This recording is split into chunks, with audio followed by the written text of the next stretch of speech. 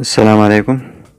نن په دې ویډیو کې مونږ ګورو چې مونږ به که په ویډیو ایډیټینګ کې مونږ لوګو یې کړی نو هغه به مونږ څنګه په فیسبوک کې لګوو. نو راځئ چې ویډیو لوډ کړو، پوسټ باندې به کلیک کړو، فوټو اینډ ویډیو باندې به کلیک کړو.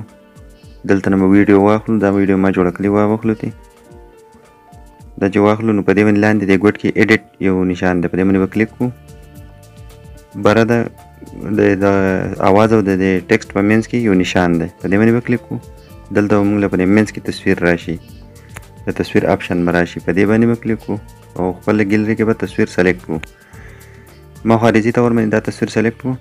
تاسو د هغې لپاره خپل یو لوګو جوړ کړئ. نو دا زه په کین ماسټر کې استعمالوم، نو د دې نه زه دا ګرین ریموو کوم. نو په هغه وجه باندې لکه صرف دا دغه پاتې کېږي او دلته ته ګرین نه ریموو کېږي. دلته به تاسو په پکس آرټ باندې د بیکګراوند ریموو چې کومي بیکګراوند به ترې ریموو کړئ، وداوټ بیکګراوند ټیکسټ به جوړ کړئ او هغه به بیا دلته ځان سره سیو کړئ. نو هغه چې دي نو هغه بیا تاسو دغه ته خېجولی شئ، فیسبوک کې خېجولی شئ. نو دا په دغه طریقه باندې دې باندې چې په د سکرین باندې دواړه ګوتې کېدې، دواړه لاسو، نو دا راوړکې کېږم او سیوا کېږم. زه کوشش کوم د وړي کولو نور وړوکی شي، خو نه کېږي. بس دغه د دې آخري حد دی، دومره پورې وړوکی کېږي. دا به دې زاویې ته کېږدو په دې طریقه باندې. که ستاسو زموږ دا ویډیوګان خوښېږي نو زما دا چینل ځان سره ضرور سبسکرایب کړئ. زه دغسې معلوماتي ویډیوګان ښه که چاته معلومات وي نو څه مسله نه وي، که چاته نه وي نو هم تاسو ته څه نه څه معلومات میلاویدی شي. نو زما چینل ضرور سبسکرایب کړئ. که دغسې تاسو ځله بیا ټایټل ورکړئ، کوم د څه ویډیو چې تاسو جوړه کړي هغه ورکړئ او شیر باندې کلیک کړئ. لاندې به بیا تاسو ته شیر آپشن راشي، شیر به کړئ. شیر کړئ، دا به لوډ کېدو لږه شي.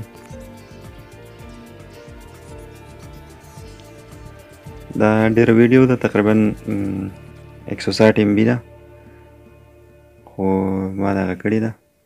کوم ځای نه چې د دې لوډینګ و نو هغه ما ډیلیټ کړی دی، کټ کړی مې دی تی لاست لږ نه مې پکې هغه کړی دی. تاسو کتای شئ ټایم ډېر زیات اخیستو.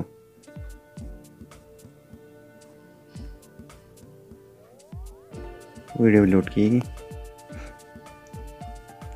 چې لوډ شو موږ بیا چک کوو چې زموږ لوګو راغی که رانغی. فینیشنګ کې هم دا ټایم اخلي، تاسو دغه مه کوئ، دا ټایم اخلي ولې چې دا فیسبوک چک کوي، د فیسبوک ټیم دا چک کوي چې یاره څه پکې خو غلط شته دی نه، د فیسبوک د پالیسۍ خلاف پکې څه شته دی نه. دا کله لوډ شي او که دې کې آډیو یا ویډیو کې څه وي نو په هغه ټایم تعالی آپشن درکوي چې یاره دې کې ستا په دې آډیو کې یا مسله ده یا به دغه کې دی کاپي رایټ دی، نو دغه کوي. دا لوډ شوه، تاسو کتای شئ. دا به دوباره ریفریش کړو، چې ریفریش شي دا لوډ شوه. دې زاویه باندې تصویر هم ښکاري او اوسنی دغه هم ښکاري. په دې طریقه باندې کېږي. ویډیو دومره پورې وه.